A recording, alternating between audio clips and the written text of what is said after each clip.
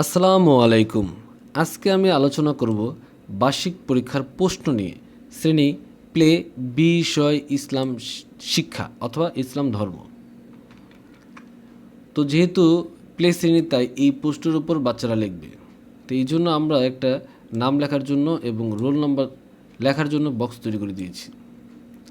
শুরুতে আমরা দিয়েছি হরফগুলো লিখো। এখানে কোন হরফ থেকে কোন হরফ পর্যন্ত লিখবে তা আমরা এখানে নির্ধারণ করে দিয়েছি।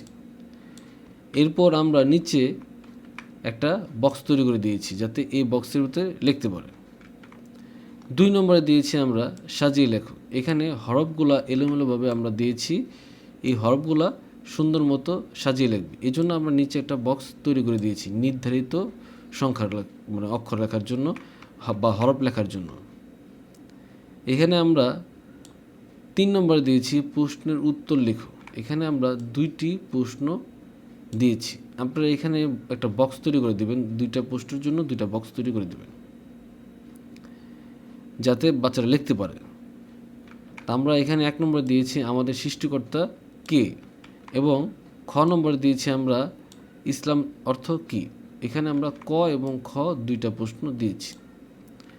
এরপরে 3 নম্বরে দিয়েছি মৌখিক। মৌখিক আমরা দিয়েছি একটাই, ক আরবিতে 5টি ফুলের নাম বলো।